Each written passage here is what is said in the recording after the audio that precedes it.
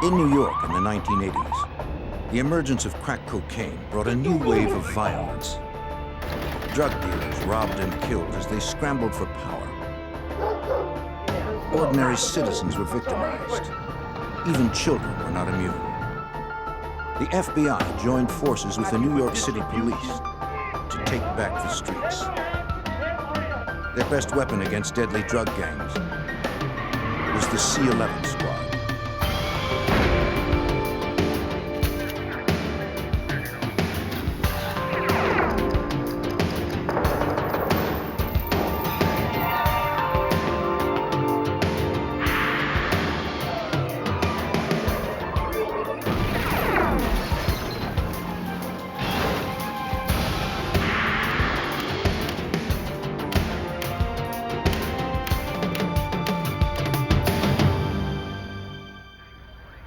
New York City is no stranger to gang violence.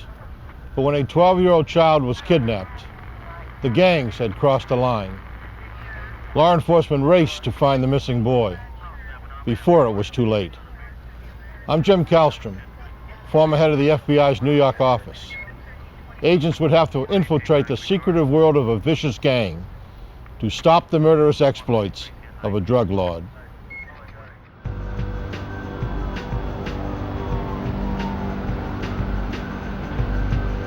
In the 1980s, crack cocaine invaded the Harlem section of New York, as it did many urban areas in America.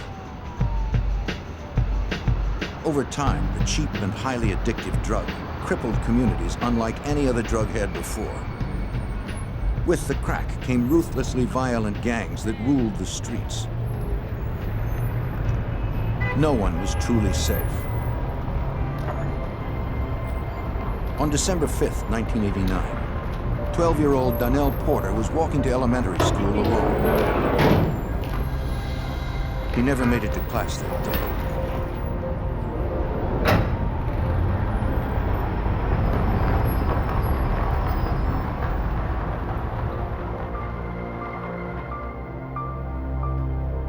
When he didn't arrive home after school, his family worried. They hadn't been able to find him in the neighborhood. At 9 p.m., Donnell's sister received a phone call.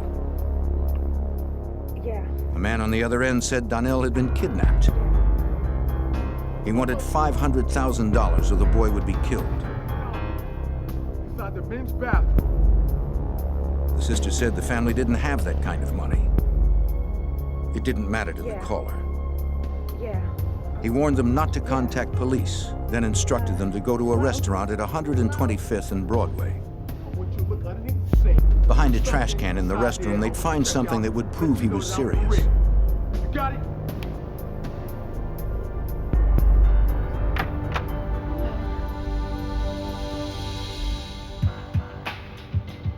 A family friend went to the restaurant so the Porters could stay by the phone.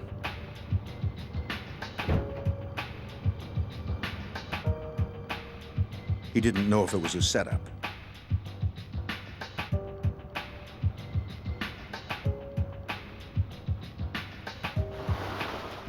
Following the kidnapper's orders, he checked behind the trash container and found a coffee can.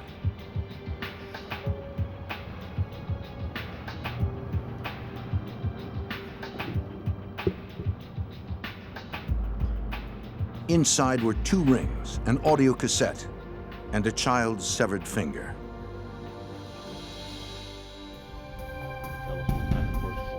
Donnell was hurt and could be bleeding to death.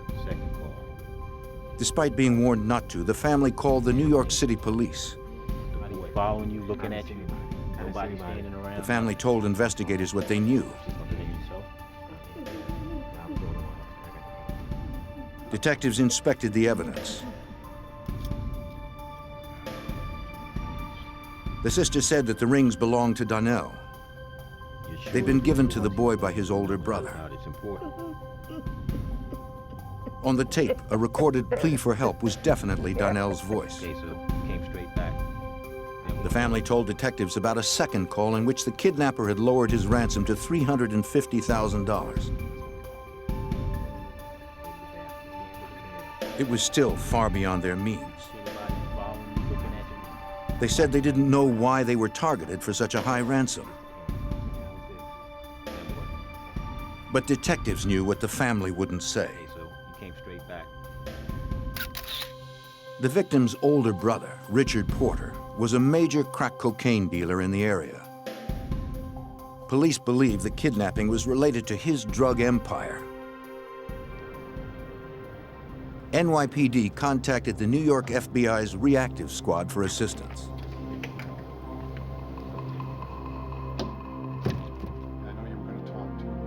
Special Agent David Higgins, a narcotics expert, was asked to provide more intelligence on Richard Porter. Anything they have, any of them. Richard Porter, then about 25 years of age, was a well-known crack dealer whose activities took place in central Harlem. He was one of those individuals who got in early on the crack trade in New York, and he had created a significant drug empire in central Harlem. Richard Porter had made millions of dollars selling crack on New York's streets. Detectives knew where his turf was. What's going on, man? It didn't take long to find Porter. Detectives recognized the person he was with as his drug-running partner, Alpo Martinez. This visit wasn't about drugs. It was about finding Donnell.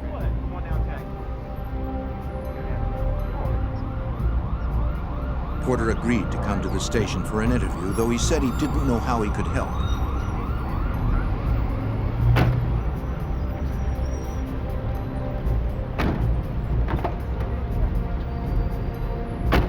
Look, guys, I don't know anything. Police knew Porter was very close to Donnell, but he claimed to know nothing about who was behind his brother's kidnapping.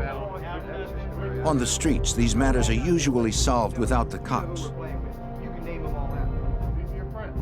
I don't know no one. Though Porter most likely held the key to finding Donnell, he was in no position to talk to authorities.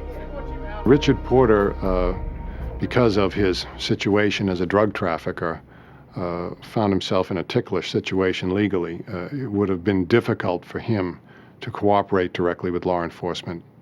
I believe he attempted to handle this situation on his own to some extent.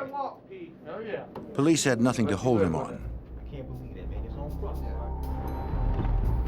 Authorities needed to find someone else to help them. They canvassed the area, trying to gather information on the kidnapping.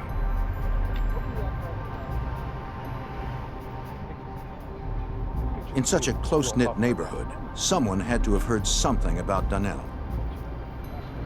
But residents were too afraid to talk. Harlem's violent gangs had a stranglehold on the community.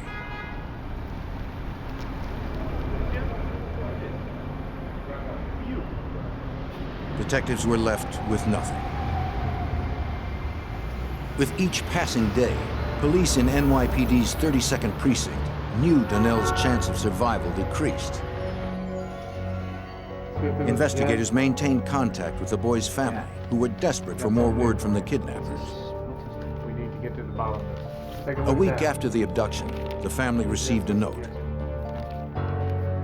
In it, the kidnappers hinted Donnell was still alive. The child is in pain.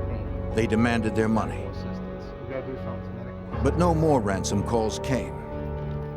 With no clues to the boy's whereabouts and no one talking, police had reached a dead end.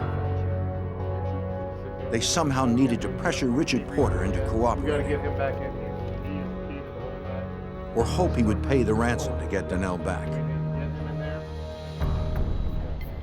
Then, on January 4th, 1990, a month after Donnell's abduction, the body of his brother, drug kingpin Richard Porter, was found in a Bronx park.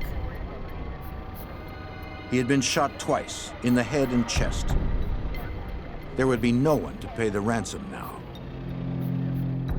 It was widely assumed that Richard's death was connected to the kidnapping and probably the result of a ransom payment gone bad. However, it was noted early on that when his body was discovered, his wallet contained over $2,000 in U.S. currency. His jewelry was there. Apparently his automobile was nearby. So there was some question about what the actual motivations were behind his murder. We got a little boy's missing fingers. With Richard Porter's death, investigators lost their closest connection to the abducted 12-year-old. To find another source, they increased pressure on lower-level dealers in Porter's organization. Where'd this come from?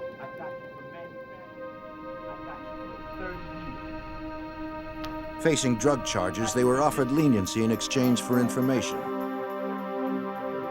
Some said Porter's partner, Alpo Martinez, could be involved. Others claimed an infamous Harlem gang called the Preacher Crew might be. But none offered direct leads to the crime. 3 weeks later, a boy's body was recovered in the same Bronx park where Richard Porter was found. His family identified the body of Donnell Porter.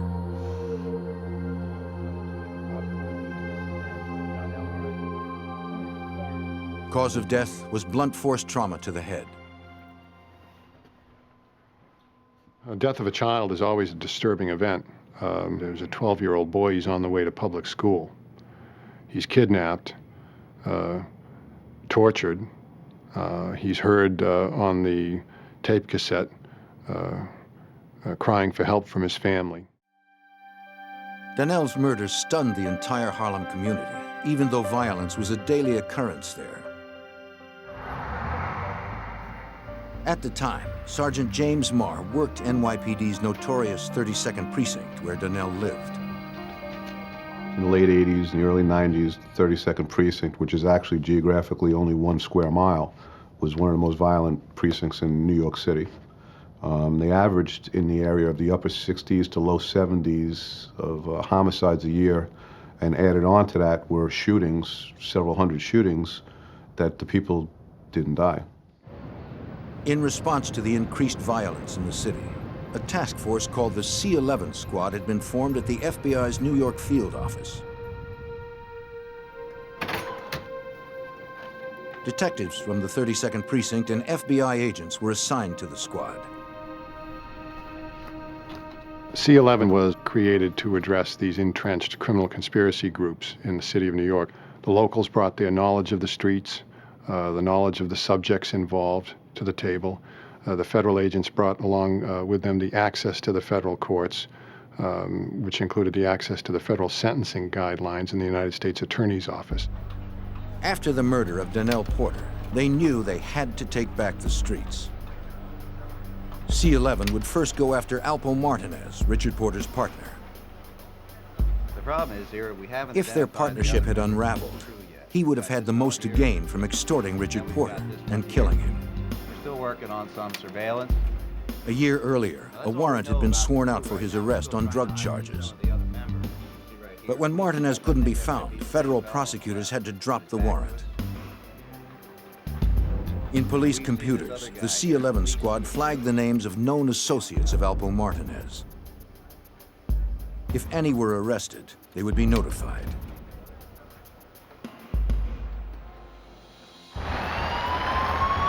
Months later, police in Washington, D.C. pulled over a car after observing its driver engage in a drug deal.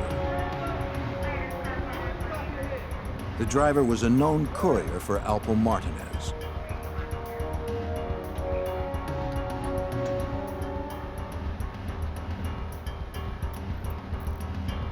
Police found a large amount of crack and thousands of dollars in his car. Noting the flag on his record from New York, D.C. authorities would contact the C-11 Squad. After the courier was sentenced to 20 years to life on drug charges, C-11 agents had him transported to New York for an interview. I want some information because we want... An agent explained that under federal law, his sentence could be reviewed if he cooperated with authorities. You're just making this difficult on yourself. Where does he...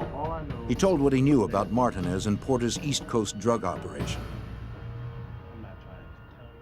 Drugs would be distributed both in New York City by Richard Porter and in Washington, D.C. by Alpo Martinez. While in Washington, D.C., Martinez allied himself with individuals that he found to be strong on the street, if you will, in order to protect his drug operation in Washington, D.C. And it was not unusual for literally sea bags worth of U.S. currency to be shipped out of Northern Virginia and Washington, D.C. up into the Porter neighborhood at 132nd and 7th Avenue in New York City. It was enough for a renewed arrest warrant on Alpo Martinez. Agents canvassed the neighborhood, talking to people who knew Martinez.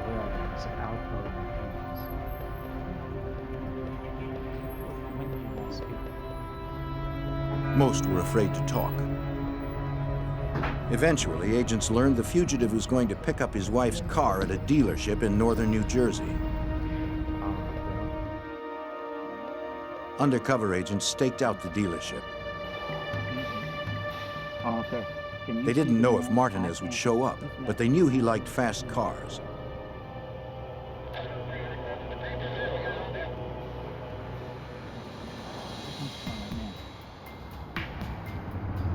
That afternoon, a sports car pulled up. They watched a passenger get out, but it wasn't Martinez. There he goes. He's going over to the building. I'm coming over. Agents couldn't tell if the fugitive was driving. Can you see him? They had to risk a closer look. If they could arrest Martinez, it might help solve the murders of Richard Porter and his 12-year-old brother, Donnell. An agent visually identified Martinez as the driver. He radioed a go-ahead signal. But before the arrest team could respond, Martinez spun away. Agents gave chase, but the fugitive disappeared into heavy traffic. With Alpo Martinez still a fugitive, the abduction and murder of 12-year-old Donnell Porter remained unsolved.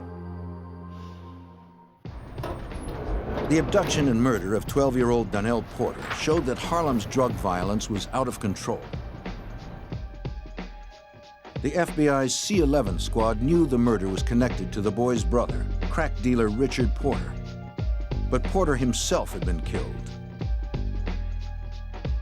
C-11 believed finding Porter's partner, Alpo Martinez, would provide answers. But in 1991, Martinez had eluded an FBI undercover operation.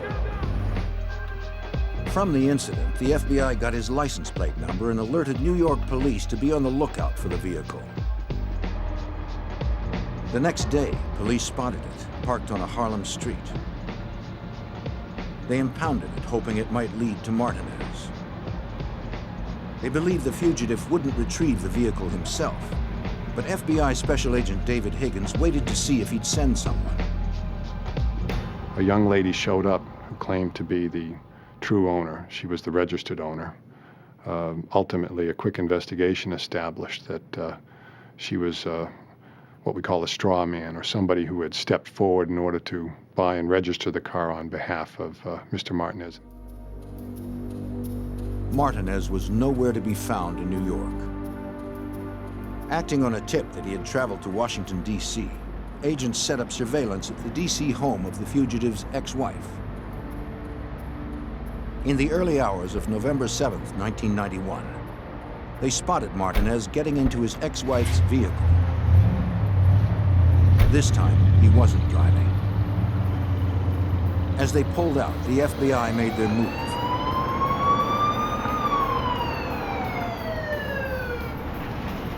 The fugitive's ex-wife pulled over.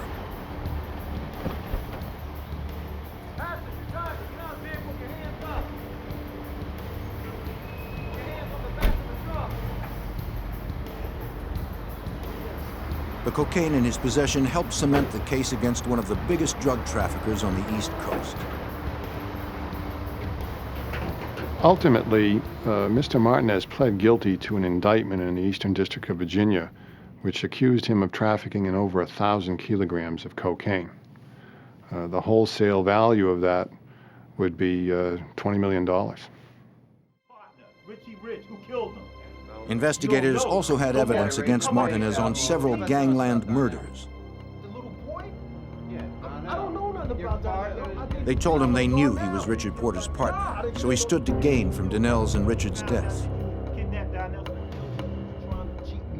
Hoping to avoid the death penalty, Alpo Martinez agreed to cooperate. What happened? I picked him up. He admitted killing his partner, Richard Porter. You know, just like we always do on the weekend or whatever. It didn't seem like Martinez had begun to suspect his partner had been cheating him out of hundreds of thousands of dollars. So then from there, He said that more than a year earlier, on January 4th, 1990, he and an associate had taken Richard Porter for a ride. Almost immediately, Martinez and the associate each shot him. They dumped his body in the Bronx Park, where it was found the next day. talking about it, kill that kid. I don't know. Martinez swore it was just about missing drug money. Yo, I didn't kill no It had nothing to do with Donnell Porter's kidnapping and murder. No evidence or testimony linked Martinez to that crime. He went to prison for life. Although they had put away a major drug dealer, the local and federal investigators of the C-11 squad were no closer to solving the murder of Donnell Porter. They reviewed FBI intelligence already gathered on other Harlem gangsters who might have profited from extorting and killing Richard Porter. Porter's known as Richie Rich. We've got a couple of characters. One gang stood out as likely suspects. Identified their physique.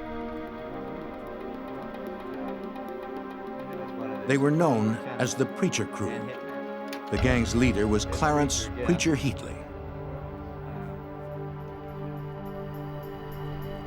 FBI Special Agent Joe Walsh, formerly of the C-11 squad, knew the Preacher and his crew were well entrenched and very dangerous. Preacher Crew was the established crew in the neighborhood, for a long time. Preacher had been kicking around the streets of Harlem since the early 70s, and everybody knew him by his nickname, the Black Hand of Death, and everybody was deathly afraid of him.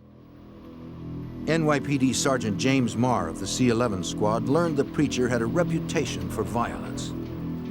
But the gangster was an elusive figure in Harlem.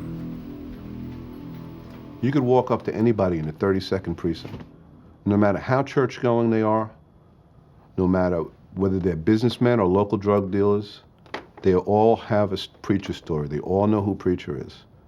Ask any of them to describe Preacher to you, or a majority of them, they're not going to be able to. Because this guy was an infamous legend in Harlem. The players in Harlem's drug underworld had carved up the area into zones. Each block, each alley was the established turf of a single dealer.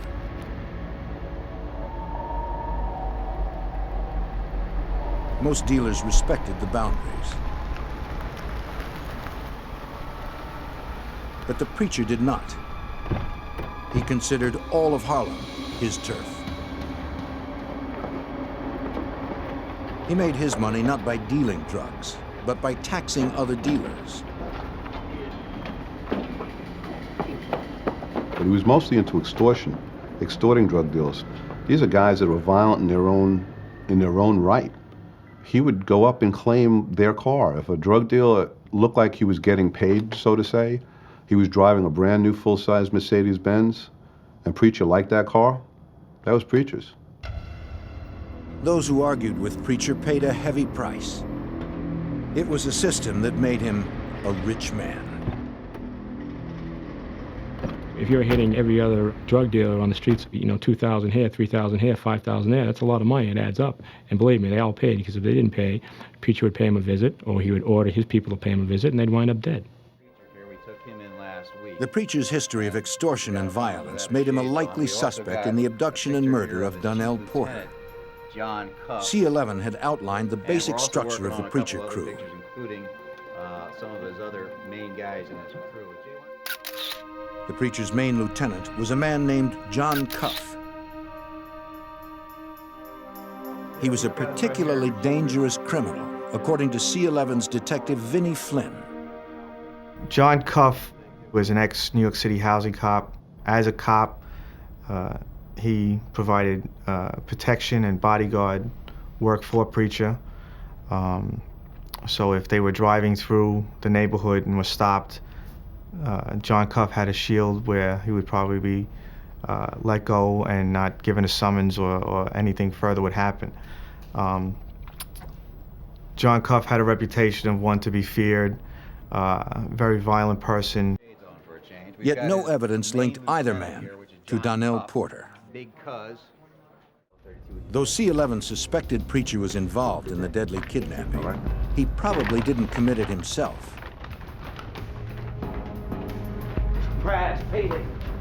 He distanced himself from most of the crimes, having his main lieutenant and other henchmen carry out his orders. I know you got so much. I know you got so much, man. At Preacher's command, their brutal extortion tactics earned them money and kept witnesses too intimidated to talk, effectively insulating the crew against investigation.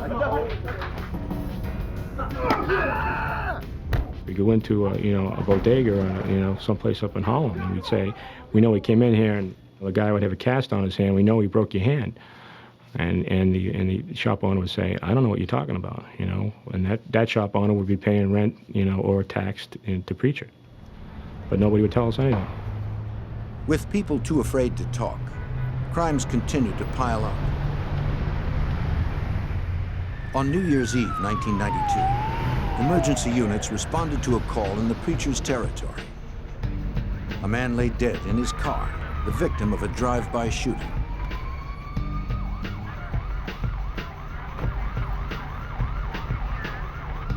His family survived the harrowing ordeal.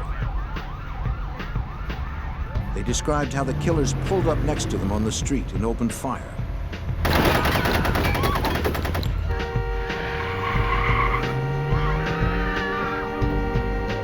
They claimed they didn't know who did it or why. And like Donnell's kidnapping, no one in the neighborhood admitted seeing anything. It was another tragic killing in Harlem that might go unsolved. The C11 squad had to breach the area's violently enforced code of silence and finally get insiders to talk. A shocking drive-by shooting was added to the list of unsolved murders in Harlem. With witnesses too afraid to cooperate with police, the case was open for 2 years. Then in 1994, the C11 squad found a witness who told them the shooter was a Preacher crew member named Malik. Detective Vinnie Flynn learned that Malik had a violent reputation. He became a so-called director of security for the Preacher organization. He was in charge of the group of members who were known as the janitors. The janitors were the people that had to clean up the problems or the mess of the family. And you couldn't be a janitor unless you killed somebody. To get more on Malik and the Preacher crew, C11 tried to send in undercover officers. It was yet another dead end, according to FBI Special Agent Joe Walsh.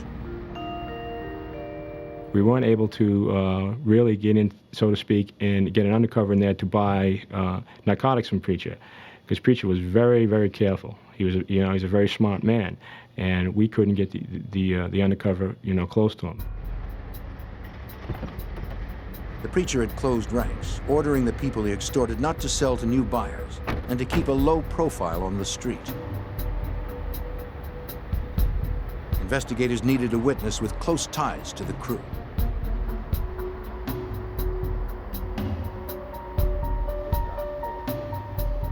They distributed business cards, hoping one would find its way to an insider willing to talk.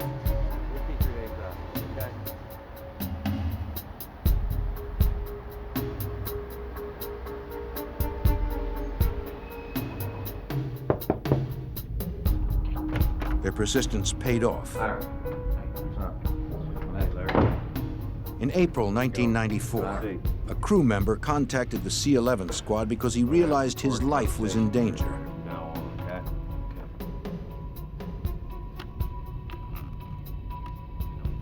He said the preacher had started going after his own crew members. Preacher had killed 2 of the informant's partners.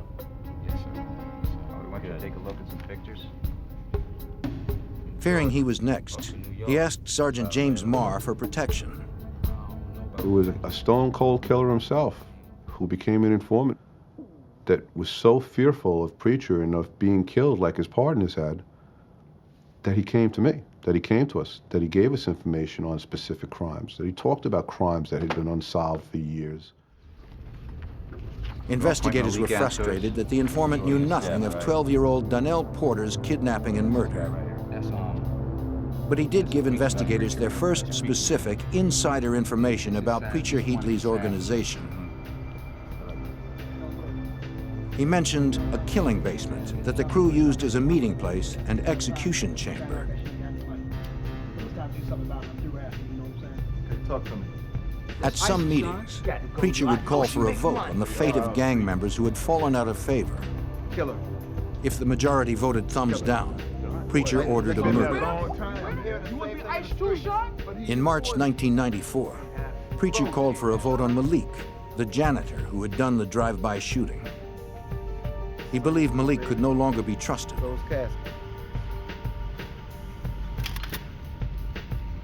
The vote was thumbs down.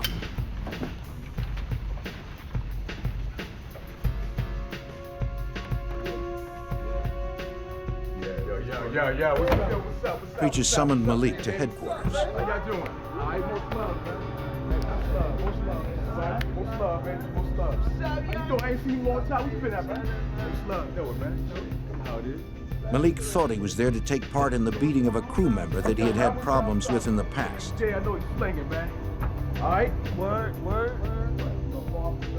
Not realizing he was the real target, Malik was excited when others invited him to the basement. Playing around.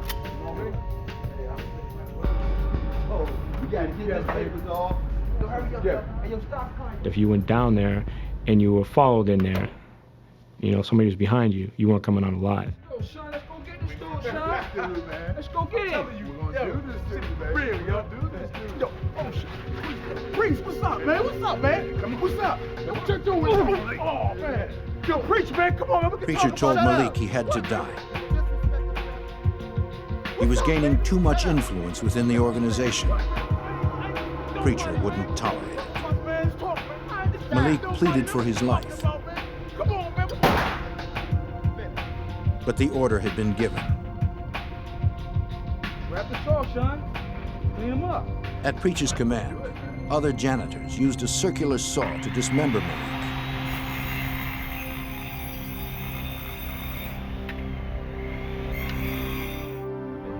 The informant said that Preacher ordered him and another crew member to dispose of the body parts. This is the guy you work for, right? They poured acid on Malik's arms to remove gang tattoos that could link him to the crew. Then they left the body parts in several crumbling, abandoned buildings. They kept Malik's head in a refrigerator for a couple of weeks, and they kind of paraded it around on a stick. You know, that's how Preacher would, keep the fear of God, so to speak, in the younger Turks in his organization. The fear was too much for the informant, though he knew leaving the crew was equivalent to a death sentence. He hoped the C-11 squad could protect him. Yes, sir.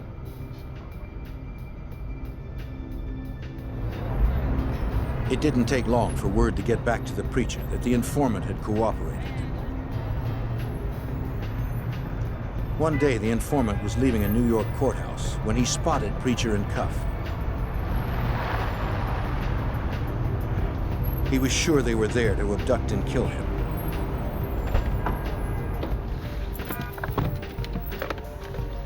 He went to his car and called his C-11 handlers. The informant advised me that his fear that he was going to be killed by the organization, he was going to be abducted, right in the middle of the afternoon in front of the courthouse. The agents of C-11 rushed to stop another murder in the preacher's territory. I got me scared to death. A former member of the preacher crew feared the gang was out to kill him for cooperating with authorities.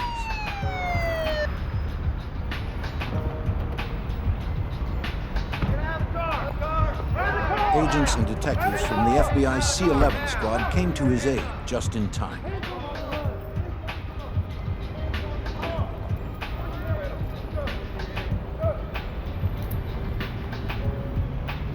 They arrested Maine Lieutenant John Cuff and the crew leader himself, Clarence Preacher Heatley. Sergeant James Marr and the other arresting agents searched the vehicle. What do we got here? There was evidence inside, including information about my informant, masks, tape. It was apparent at the time that my informant's feelings were right. He was going to be abducted that day. Come on, man. Hurry up my But no one could prove that the men were coming to kill the informant. 20 minutes is all it took. I told you. The preacher and Cuff were released. Come on, man. I got things to do, man. Hurry up. Okay, you got some The glasses? incident brought the C-11 squad's investigation of the crew into the open. 20 minutes, all it took. Have a nice day. Nice day, officer. That's when it became apparent that they were being investigated by the FBI. I mean, here's this detective that they know from the 3-2, that when he does make an arrest, makes arrests with FBI agents. It became apparent to Cuff and Preacher that the FBI was breathing down their neck.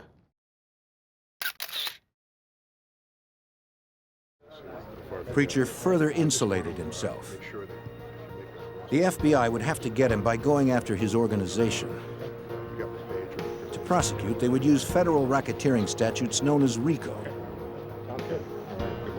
Originally designed to bring down organized crime families, RICO requires that strict criteria are met, according to FBI Special Agent Joe Walsh. You have to have your organization.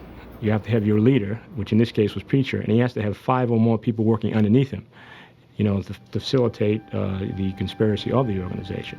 But you also need 3 predicate offenses, 3 federal offenses. The C-11 investigators surveilled the Preacher crew, gathering evidence on offenses to support the RICO case. They noticed unrest within the gang.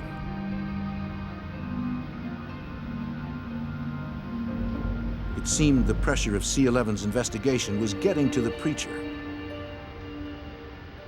From an informant, agents learned he even ordered the murder of his Maine lieutenant, John Cuff. Agents were obligated to warn Cuff of the hit. I reached for my shield. He goes, "I know who you are. You don't have to show me your shield." I said, "You know, John, I just wanted to let you know that there's a contract out in your life, and I swear there's nothing but space when you look in his eyes." And he goes, "Everybody wants me dead."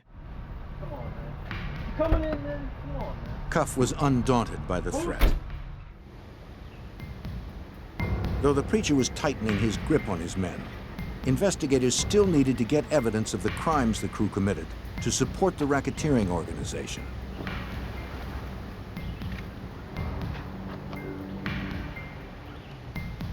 As more buyers and sellers were arrested, some agreed to cooperate, helping to outline the group in detail, according to Detective Vinnie Flynn.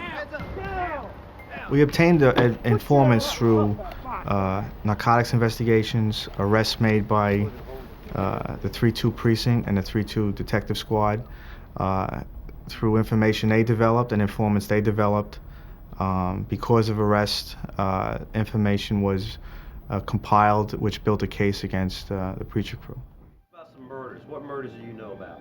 Unfortunately, no one had information on the Donnell Porter murder. There was this girl who went to the park, you know, and so we took her back. But one arrested crew member offered details of another murder committed by the crew, hoping for leniency. He said they decided they didn't want to pay for a shipment of drugs. They told the supplier that a young woman had stolen them and that they would take care of her.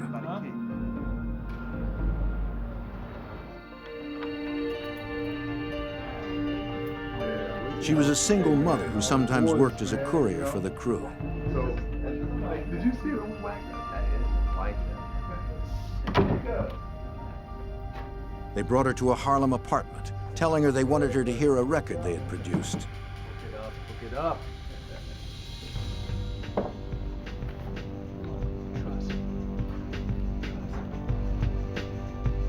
She hadn't stolen any drugs. That didn't matter to the crew.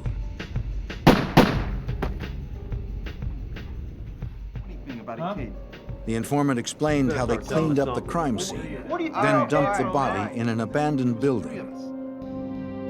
He couldn't remember exactly which building it was.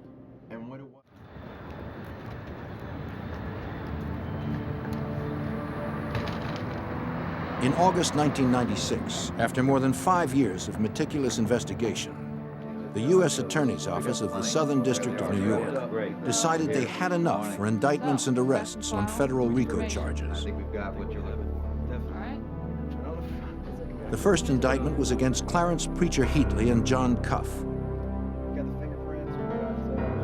The indictment was kept sealed.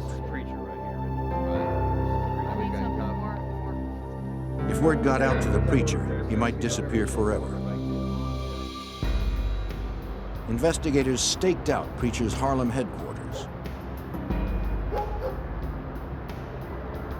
They hoped news of the indictments hadn't been leaked, and that if they found him, they could arrest him without a fight. They knew Preacher was surrounded by armed men, willing to kill at his command. In late 1996, the C-11 squad was ready to arrest Clarence Preacher Heatley. No one had seen him in days.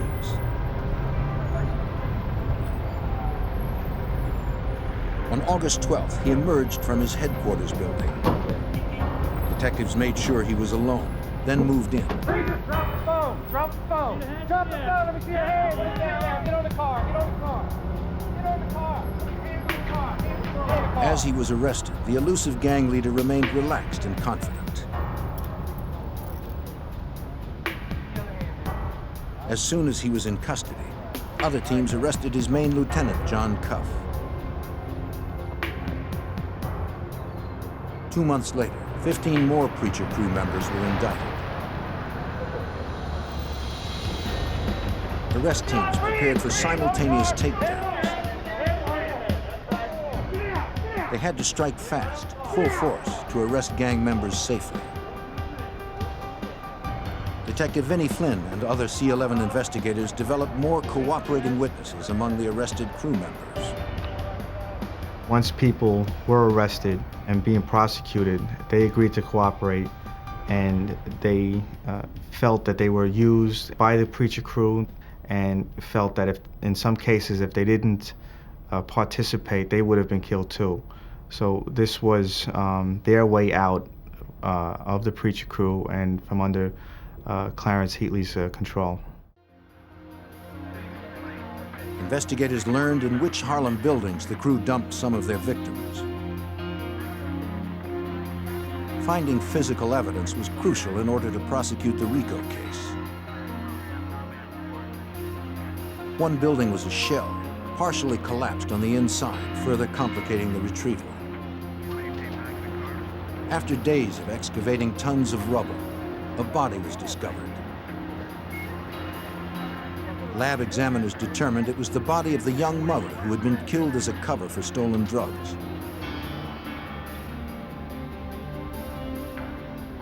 She had been shot in an apartment in an adjacent building.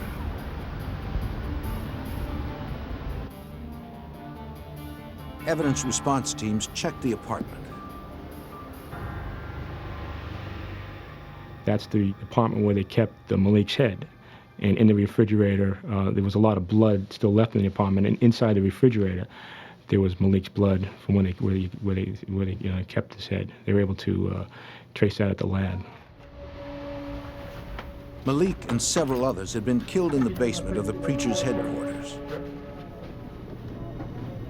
Crime scene technicians processed the basement.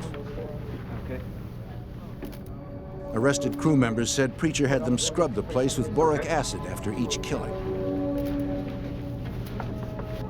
Most of the basement was clean. Oh, yeah. Yeah, there you go, right there. But technicians were able to recover traces of blood on the windows and on the saw blade that had been used to dismember Malik. But the investigation was not over. The abduction and murder of young Donnell Porter was still unsolved. Come on in, gentlemen. Have a seat. Answers about his death finally came from an unlikely source.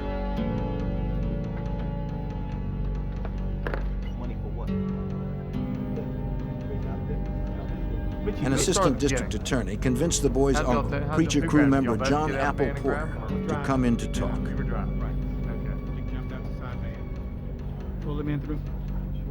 He was one of the crew's main players left on the street and had been labeled a snitch.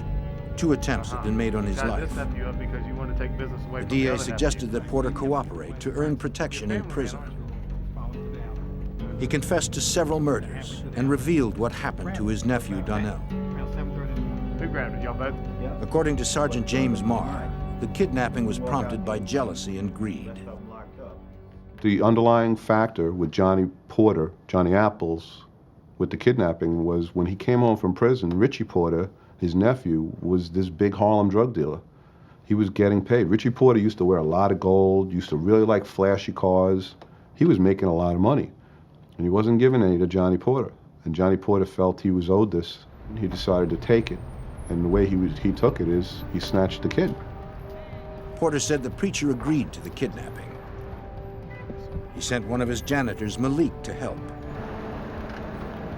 They believed Richard Porter would pay anything to get his brother back.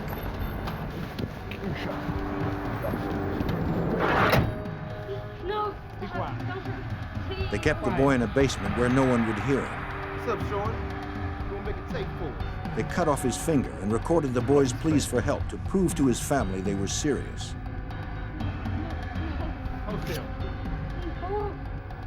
Apple and Preacher hoped for $500,000, enough to set Apple up in his own drug trade and enough to cripple Richard Porter. What time was it? When Richard couldn't come up with that amount of cash, they lowered it to $350,000. Did you hold that in his hand? Then the unexpected happened. Preacher and Apple learned that Richard Porter was murdered. There'd be no ransom. You sure about that? Make the call. Preacher Heatley later told Special Agent Joe Walsh about his decision. Preacher sat right down in a room and told me exactly what happened. He looked me right in the eye and said, I couldn't let that boy live after what had happened.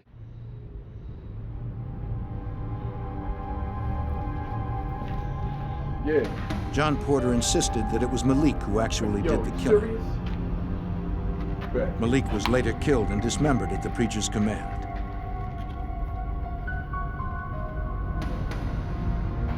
You're gonna think twice about it. John Porter was sentenced to natural life.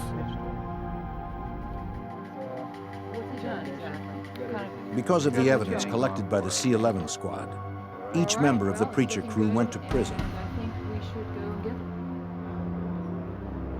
Their leader, Clarence Preacher Heatley, pled guilty to federal racketeering charges that included drug trafficking, assault, and murder.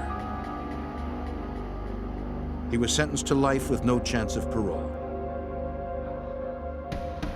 He and his crew will never again terrorize the streets of Harlem.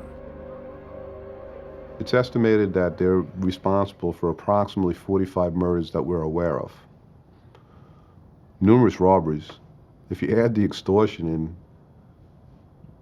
these people were a decade-long or better crime wave in themselves. They were just amazing, the devastation that they caused in these communities. That changed when the C-11 squad dismantled the preacher crew forever. Since the case was closed, Harlem has seen a rebirth. Harlem today, the 32nd precinct, is running somewhere between 15 and 20 homicides a year, down from the 70s. down from 70 a year in the late 80s during the crack cocaine binge. I think we accomplished quite a bit with this case. And the drug organization doesn't exist anymore, so we can't hurt anybody else.